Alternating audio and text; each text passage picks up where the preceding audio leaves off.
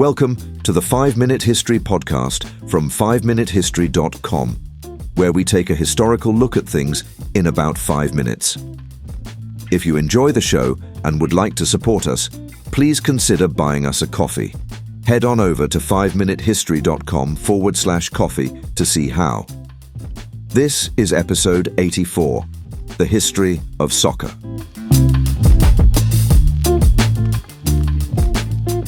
Let's explore a game that has captured the hearts of billions. Whether you call it soccer or football, this is the story of how a simple game with a ball became the world's most popular sport. The roots of soccer stretch far back in time. In ancient China, a game called cuju was played as early as the 3rd century BCE.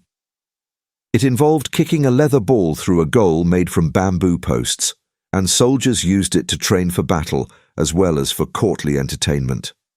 Meanwhile, in other corners of the world, different cultures were inventing their own versions. The Greeks had a ball game called episkiros, and the Romans played a rougher, more physical game known as pastime. In Mesoamerica, the Maya and Aztecs also played ball games, often linked to religion and ritual. Though these ancient games weren't quite soccer as we know it, they shared one key idea: the joy and challenge of moving a ball with the body and, ideally, into a goal. Fast forward to medieval Europe, and the picture starts to look more familiar and a lot more chaotic. In England, massive village-wide games of what was loosely called football were played in streets and fields. The rules were local, informal, and often violent. Goals could be a church door or a tree in the next town, and the playing field had no real boundaries. These games were sometimes banned by kings, who worried that they caused too much disruption or distracted people from practicing archery, which was seen as a vital military skill. But football didn't go away. Over the centuries, it evolved in schools and towns across Britain, and by the 19th century, it was being played in more organised forms at public schools like Eton, Harrow, and Rugby. The problem was that every school had its own version of the rules. Some allowed carrying the ball, others didn't. There was no single way to play. That changed in 1863 when representatives from several English clubs met in London to form the Football Association, or FA. They created a standard set of rules that banned handling the ball, which helped set association football apart from rugby football. And that's where the term soccer actually comes from. It's derived from the word association. With these new rules in place, clubs began to form, matches were played more regularly, and fans started turning up in large numbers. The first official international match took place in 1872 between England and Scotland. By the end of the century, soccer had spread well beyond Britain. The British Empire played a big part in that expansion. Sailors, traders, and soldiers brought the game with them to far-flung parts of the world. It took hold in countries like Argentina, Brazil, and Uruguay. In continental Europe, it found enthusiastic audiences in Italy, France, Spain, and Germany. In 1904, several European countries came together to form FIFA, the international governing body for football. And in 1930, the first ever World Cup was held in Uruguay.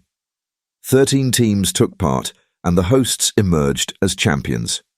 It marked the beginning of what would become the world's largest sporting event. Like everything else, football was affected by war. During the First and Second World Wars, leagues were suspended and players were sent to the front lines.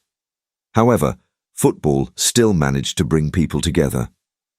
One famous example is the Christmas Truce of 1914, when British and German soldiers put down their weapons and played a spontaneous match in no man's land.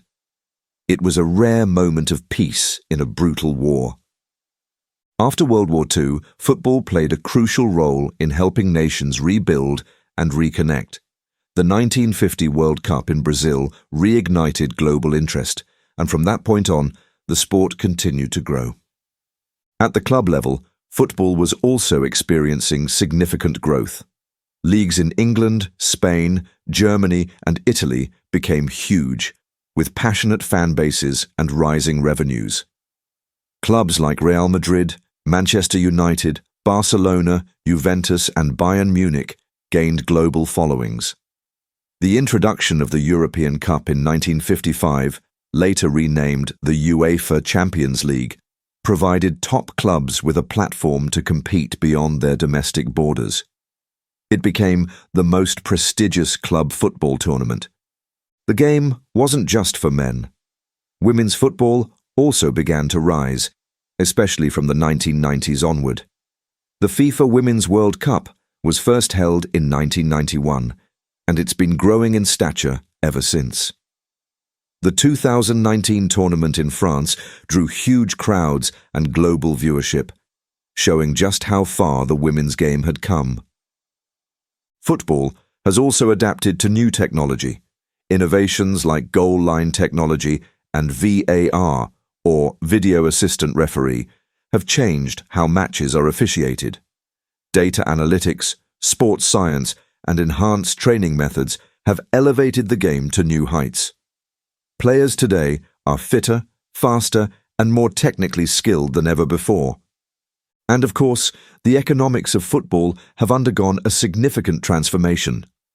Top clubs have become global brands, some worth billions of dollars. Players are celebrities with endorsements, sponsorships, and social media followings that rival pop stars and actors. The game is a business, but it's also still a passion. At the heart of football's success is its simplicity. All you need is a ball and some space. Kids play it in the streets, in alleyways, on beaches and schoolyards, in every corner of the globe. It's a shared language, a common joy, and for many, a way out of hardship.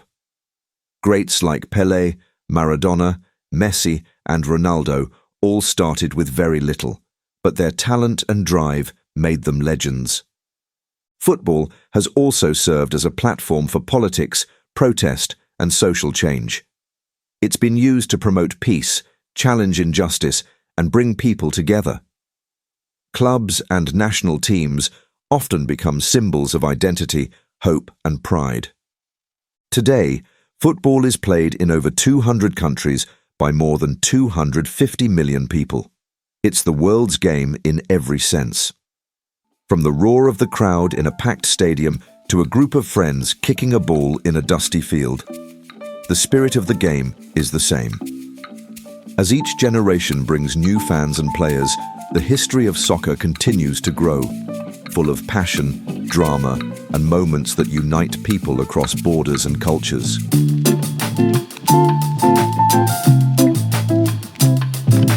Thanks for listening to the 5-Minute History podcast from 5minutehistory.com.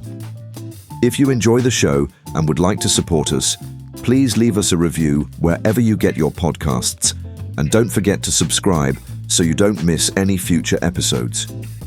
If you would like to support us more directly, then please consider buying us a coffee. Head on over to 5minutehistory.com/coffee to see how. You may also be interested in our other 5-minute podcasts, which you can find at 5minuteproductions.com. Thanks for listening, and I'll see you next time.